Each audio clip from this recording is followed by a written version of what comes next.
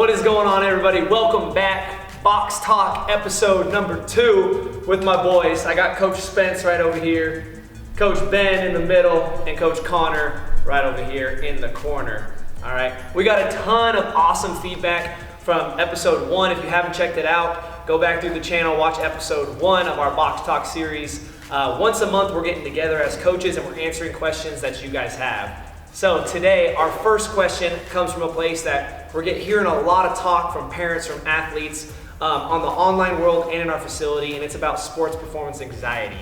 All right, dealing with those pre-game jitters, not allowing them to control us and to overtake our thoughts. So, question number 1, guys, is have you ever experienced sports performance anxiety? And if you have, on a scale of 1 to 10, how bad was it? And what's something that helped you through it? Yeah, definitely. Well, I think I can speak on that first. I think there's different times when we have a certain amount of anxieties. So for example, I've had games where I've had 10 out of 10 anxiety.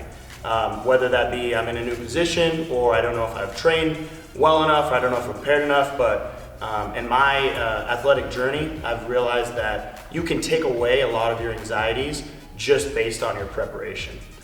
Some of the biggest games that I've had, or the biggest performances that I've had, I've actually had the least amount of anxiety because I know leading up to it, okay, I'm going to check off this, and this that I got to take care of before the actual event. So my biggest thing is what you do beforehand, okay, that's going to affect how much anxiety you have going in to whatever event or sport you're playing. Super good, I like that. I used to do anything to avoid anxiety in stressful situations. And the older I got, the more I realized, the more I step outside of my comfort zone, the more I get into stressful situations, the more I'm going to thrive in them. To the point where when I am in a stressful situation, I just have a solution here and a solution here, and I just pick a path and I choose it. So I don't think that stressful situations are a bad thing. I think they're a good thing. That's why I always stress my body out when I work out. I push myself to the brink of death almost every day. So when I'm in a stressful situation, I'm like, what's worse than having 300-something pounds on my chest drowning? You know what I mean? If I can get through that, then it's good. And it applies to life, it applies to school. Like, put yourself outside of your comfort zone. The more you do that, the easier your life will become, and stress and anxiety will just become part of your life, and you'll know how to overcome it. So you're kind of saying, like, instead of trying to avoid the anxiety, embracing it and just pushing through it? Yes. Love it. Yeah, and I don't know if I've ever experienced sports performance anxiety specifically. I just remember as a kid just being so excited to play, and I think we as a community and we as a people mistake excitement for anxiety. And so embracing the excitement, that's what I've always done, and I've always visualize kind of how I'm going to play and what I want to do in a game or whatever it is, and go from there. So I haven't really experienced that, but I've always taken maybe what someone thinks is anxiety is excitement. And so my excitement just fuels me, and I just go from there. Well, I think there's that fine line between like nerves, excitement, and anxiety and panic. There's such a fine line. Like you walk that close line where pre-game jitters in your stomach. Is it excitement, or are you going to throw up because you're so panicked? Sometimes you do throw up. Yeah, it's no, okay. for real. A lot of people do. And so Yeah. the biggest thing I would say is to athletes watching is that it's normal. Right. Like, you're not weird to have pre-game jitters. You're not weird to throw up before a game. Like, on every team I've played on, there's like at least one dude that's in the back throwing up before the game. Sure. Like, that's very common. So that's the first thing I want people to know, is that that's very normal and common. Kind of similar to Connor, I've had days where my anxiety's at an all-time high and days where it's low. And I think preparation is a huge part. The more prepared you are, preparing for your event or your game, the more confidence you have, right? Confidence is what kind of combats anxiety and stress. But for me, another thing aside from preparing is like positive visualizations. So like for me, I'm really big in like daydreaming almost in my head. So like when I'm going to a game, driving to a game, or after school in high school or college, I'll literally be sitting there and going through plays in my head that I think are going to happen, watching myself make the game-winning catch, or that 4th down conversion for football. For a baseball player, see yourself making contact on the ball. Volleyball player making that big hit. Basketball player game-winning 3. It's like positive visualizations and seeing yourself do things right are going to help you and help you contain your nerves and keep you under control instead of letting like negative thoughts run wild. Well, it's just that anti talk to yourself is when your brain is thinking in a negative way, like specifically on like jumping on like a box, right? I talk to kids about this all the time. If they think in their head, all right, don't miss, don't fall, like your brain doesn't register the don't action. It only registers the action of fall, of miss. And so if you have that positive mindset of like, oh, I'm gonna land it, I'm gonna get up on that box, like thinking positively before you do it, it adds to it, and it's gonna help you get there. Because if you think you're gonna fail, you're gonna fail. If you try to have a positive mindset and say, no, I refuse to fail, it's gonna work out in favor. For sure. It's good talk. And there's, when you were saying there's a fine line between all of those things, like excitement, anxiety, it's because our bodies don't know how to differentiate stress. So it doesn't understand that like you're about to take a big test, or if you're about to lift weights, or if you just got in a car accident. Like your body, it's just stress. So it's your mind that you have to be able to differentiate and get over stress by just mentally preparing yourself to overcome the stress. And question number 2, something that we hear quite common in the sports world is, God, my coach doesn't like me. I would have played, but my coach hates me. I would have done this. I would have started, or I would have been all that or all this, but my coach doesn't like me. So my question to us coaches is, have you ever had a coach not like you, right? And how did you overcome that situation? Man, that's a tough one, D. That's a tough one. I think as athletes, we don't want to admit sometimes when we're not seen in the brightest light. And I'll use this example of, so I was in 4th grade, right? It was my first time ever going and playing, 5th grade, first time ever going out and playing AAU basketball. And I was the king of rec. I was the king of rec ball. I thought I was the stuff. And for all my basketball guys, you guys know the step up, and when you first get into an AAU tournament, and you're like, holy smokes, like this is a whole different ball game. But anyways, I had a coach on my first team, and I wasn't looked at. I really wasn't. I wasn't given the time of day. It's not like he didn't like me or I was hated or anything like that. I was just a new kid, and I wasn't looked at, and it was really, really hard on me. And I didn't know how to process it because I was always on the court. I was always the guy, and then I wasn't. So my dad sat me down and was like, well, you got 2 options. You can complain and run your mouth, or you can shut up and you can go to work. And I chose to go to work. And it's not like I had this big thing where I went to the coach and I laid out a plan, hey, I'm gonna do this, I'm gonna do that, blah, blah, blah. No. You don't go talk to him at first, okay? You just go work, okay? You go do everything that you can, and then you do more than all your other teammates, okay? And everything on top that's extra, that is when the coach is gonna notice you. But yeah, I think that's my prime example of one time where I wasn't necessarily looked at, and then had to respond. But yeah. And that's huge. I don't think, not everybody's parent or dad really hits them with that. Right. So I think that was huge that your dad did that. So, this is a good opportunity for us to kind of speak into our young people and our athletes' minds, because not everyone's parents are saying, just buckle down. Yep. Like, buckle down. Yeah. A lot of kids are transferring more than ever, right? Mm-hmm. They find adversity, they think someone doesn't like them, and they just jump ship. Right. And some people transfer for other reasons, but that's really common with the transfer portal. Even at college, at the D1 level, people are dipping like crazy. So. Well, everybody always thinks the grass is greener on the other side, but in reality, sometimes you keep digging where you're at, you're gonna find gold. Everybody wants to move. Okay, stay where you're at and put in your work. I never really had a negative relationship with any of my coaches. I think it's because I'm a jokester and I always make people laugh, but I always had good experience with my coaches and most of my teachers too. But there was always like the groups in sports, like the groups of kids who took it dead seriously, and the kids who were there because they're supposed to be there, and then they go home and play video games. So like I was one of the kids, like I just wanted to play the sport and go home and play video games. So like the kids who were always like going to the weight room, going to the optional practices, I was never one of those kids, just because like I didn't like structure when I was young. I didn't like somebody telling me what to do. So like, yeah, I got to play and stuff, but there was a difference between like the kids who were there full time, like went to all the practices, hit the weight room all the time, and they were tight with the coaches, they were tight with each other, it was like their own group, and then there was just like the guys who play the sport, you know what I mean?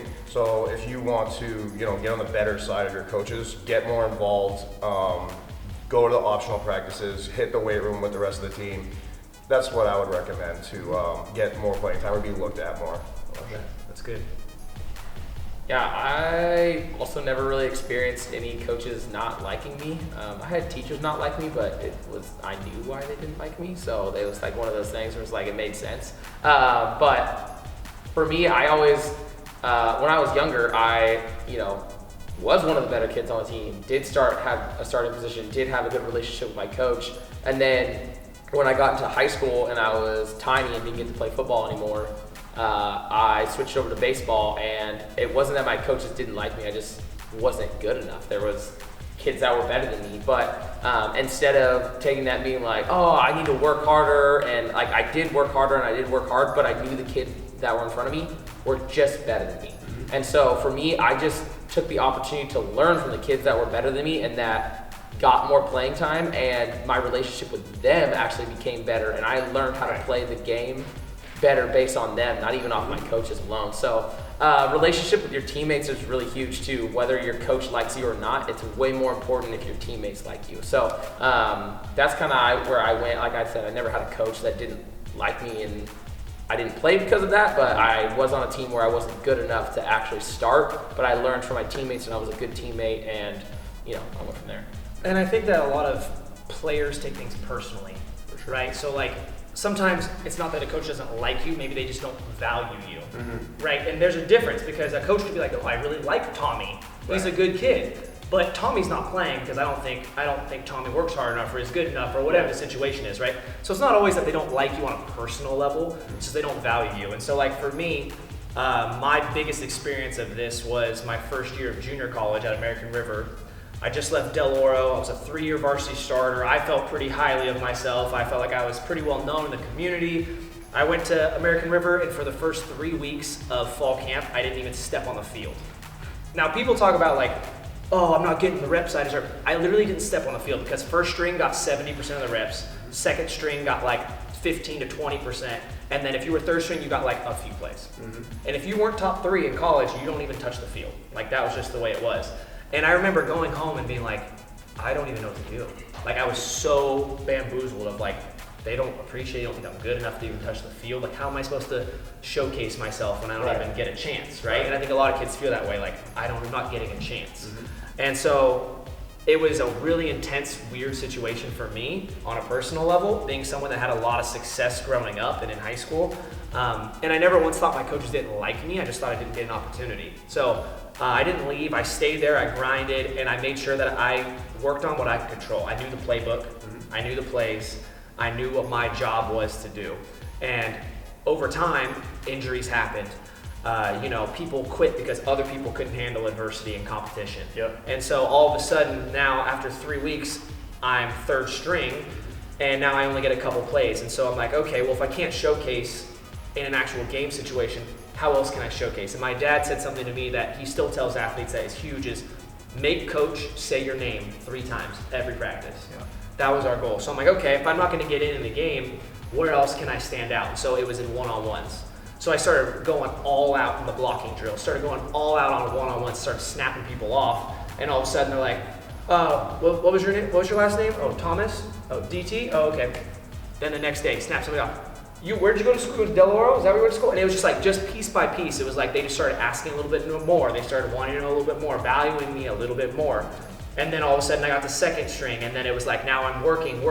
And I ended up splitting time and starting both years at American River before I finished my career. And it was like, I could have easily just given up. I could have easily just decided to go to Sierra College and jump ship and say someone else is gonna value me. But the reality of it is how can you, if you work hard, right? If you do the things that you can control, prepare for your opportunities, and when your opportunity comes, you just gotta maximize it. Not everyone, it's not fair. We're not always given the same opportunities, but when you get your opportunity, are you that guy that was third string that gets put in, runs the wrong route and drops the ball? How many times have we seen that? And then the kid that complains the most gets the opportunity and then just completely just muffs it and just shanks it, right? It's like when you get your chance, be ready, rise to the occasion, and that's how good things happen. Yes, sir. Nice.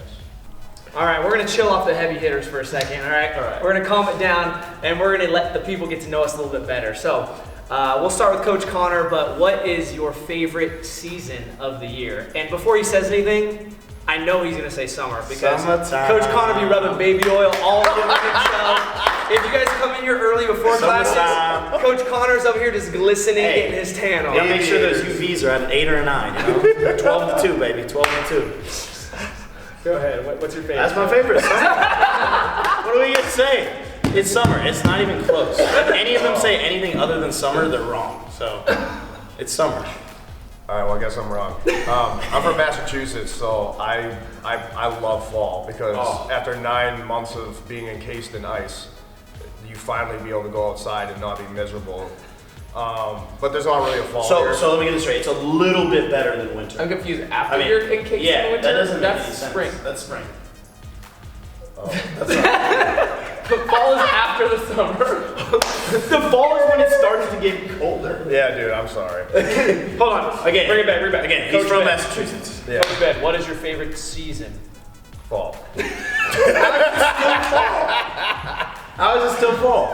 I like fall more out here because, Okay. like, I can go outside and not, like, free. die. Yeah. So it was the opposite. Okay. My bad.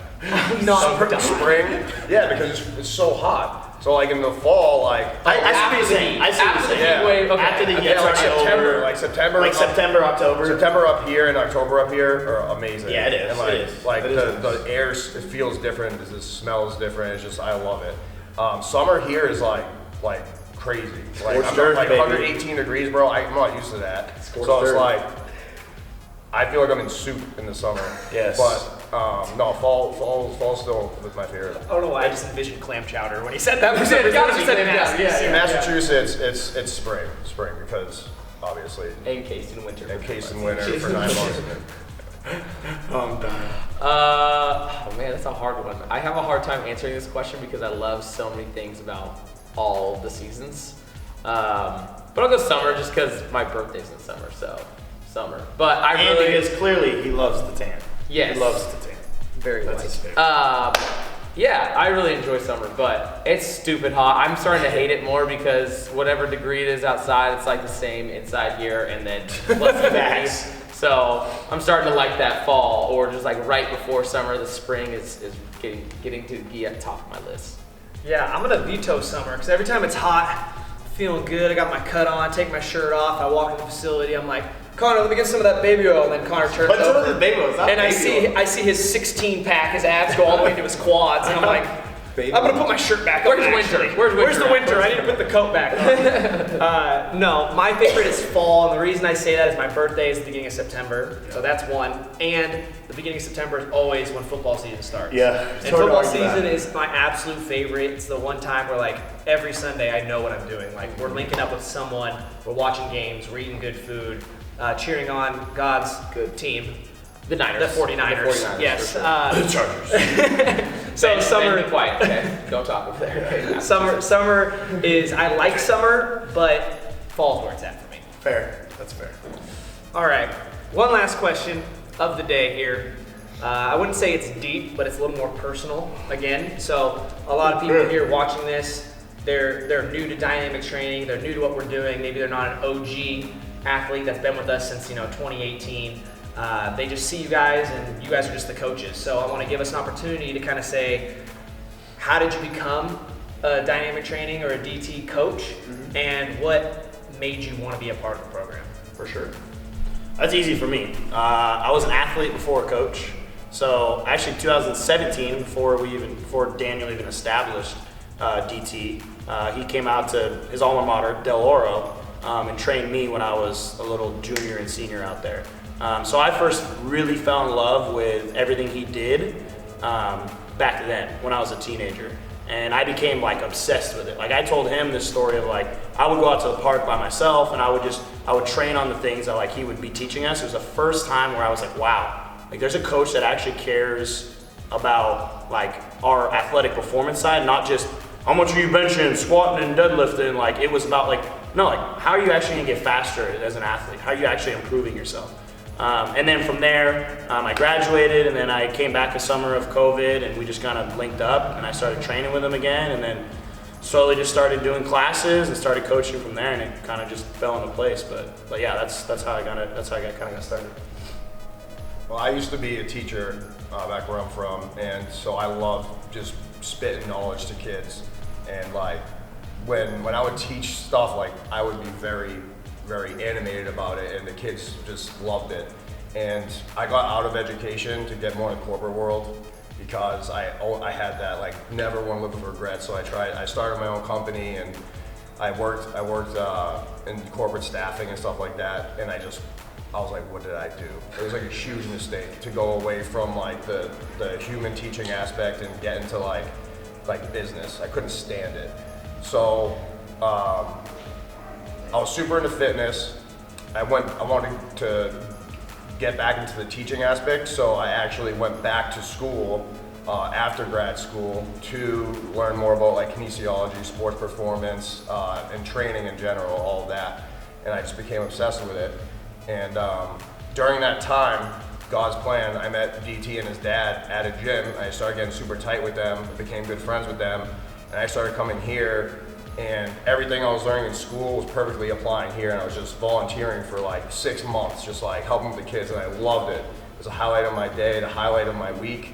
And then DT just like started trusting me more with the kids, and I just became part of the family, and it's just been all uphill from there. And I think that's just God like helping me out and just like putting people in my life that are supposed to be there. Yeah, so for me, I met DT through a mutual friend like a long time ago. Yeah, like 2016 or something. Yeah, like that. 2015, 2016, Yeah. something like that. And so we were just kind of mutual friends, and I found out what he was doing, and I hit him up, and I think a lot of people hit him up and said, oh man, I want to train with you, Well, I was one of the only people that actually hit him up and then actually come train with him for like one time, just got in the gym and did a little session, and then I think we talked for like 2 hours after that, just about the business and what he was thinking and like what he was doing. He hadn't fully launched it yet, and like he had all the things he wanted to do, and I just sat and listened for 2 hours and talked to him about it, and I was like, man, I want to like be involved, and that can be in a bunch of different capacities. And the first capacity is like, I just want to train with you. Like I was coming off of tearing my ACL, and I was in not great shape, so I was like, hey, like I'm always like being an athlete, so let's make me more athletic again and get me back into shape. And so I trained with him for a while, kind of bounced around gym to gym, whichever gym he was in at that point. And then he started growing a little bit, and he hit me up. He said, hey, like if you take my class, come help me with the little kids, and you can take a class for free. We'll do a little exchange there. I was like, oh yeah, for sure. And so twice a week, something like that, I was helping him out with the younger kids, and then it started growing and growing. And he was like, hey, I need help with the high school. Like I can't even have you training in the high school anymore. I need help with it. And so that started growing, and this slowly but surely it just grew and grew and grew. And so it was him and his dad, and then and Ashley, and so I kind of jumped on with them, and I've been with them ever since. Every building, every move, and just grown and become best friends, and it's been great. Yeah, so I actually want to touch on everyone real quick. Before I do, I think there's a lot of people that don't know that dynamic training, the DT, actually is for Daniel Thomas, okay? A lot of people don't even know my name, all right? Coach DT.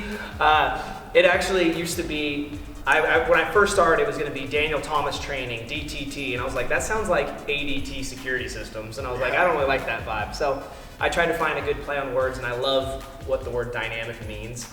And being able to keep it. So whether people are training with DT or at DT, the goal was to kind of morph them together and build something greater than just my own name, which is a big part and a big testament to these guys, because you guys don't even know my name anymore. So apparently we're doing something right. But with Coach Conor, man, it was a crazy experience to see this guy grow, because what you guys don't know is he hasn't always looked like this. I was 220. You mean 270? Yeah, 270 my sophomore year. If you guys ever want to see videos of me training him when he was in high school, hit me up. I got some already pre-made videos of him. So it's been so fun to watch him grow up and mature and become such a great and an awesome coach. And now he's working with kids, and he's going to see that transition. He's going to see kids kind of grow up under him. And so he's going to be blessed enough to see the same thing that I got to see in him. So that's really awesome. My story with Ben, the first time I remember meeting Ben, it was not, I was actually kind of pissed off a little bit because I was on the leg press at Lifetime. And I had 845s on each side, which at a normal gym, is like a pretty good amount of weight. Not a lot of people are stacking leg press like that. And I'm over here cranking out the reps, and Ben's like, hey man, are you done? And I look over and I see this buff dude next to me, and I'm like, yeah, I got one more set. So I finish my set, and I'm like, I call him over, I'm like, you can have the leg press now. I start taking the 45s off, and Ben's like, no, you can leave those on. And like adds more, and I'm like, Single leg. it wasn't single leg, let's not get carried. But he added more plates, and I'm like, who the heck does this guy think he is? Just walking up, just one-upping me. Just straight ego.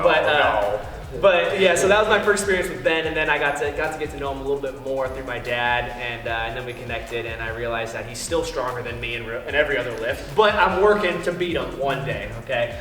So absolutely love Ben. It's been awesome having him come and be a part of the family. He is the newest member of the family. And then we got Coach Spence over here, and his was kind of unique as well because, you know, I didn't know him as well when he came in, so when he said he wanted to be a part of it, I kind of kept him at arm's length, even though I loved his hunger for it, and so that's kind of why we started doing like a trade of service. I come in and put in the work, and all of these guys have been through the program. They've performed the exercises, the drills for months. Coach Ben still hops in sometimes. Coach Conor is like 270 now, so it's hard to move with that weight. 275. Can we get this on the record that I'm not 270 pounds? I have little kids coming up to me, Coach, are you 250 pounds? Stop lying to the kid. You're 270 kilograms, not pounds. Yeah. Kilograms. And he's also older than me. If you guys didn't know, everyone thinks. Yeah, everyone thinks I'm also older. Everyone thinks I'm the oldest coach. It's because you're so smart. Yeah. But yeah, so getting to know Spence was a little bit of a different route, but he was one of the first people that actually reached out and showed interest. And still to this day, the number one thing I could say about Spence is his loyalty has always been there and never wavered. So I really appreciate these guys. And of course, we've got Coach BT, Coach Bill, Coach Danny, Coach Ashley. So a couple people that are not involved in the box talk, but I absolutely love our coaches and our family that we've created here. So if you ever want to get to know more about us, guys, drop a comment. Let us know if you have questions you want to know about us or questions you want us to answer on our next box talk episode. Episode 3 is coming up. Episode 2, it's a wrap. Out. You better like and smash that subscribe button too. Like, Over smash, 10K, baby. Over subscribe. 10K. Let's go. See you guys. Later.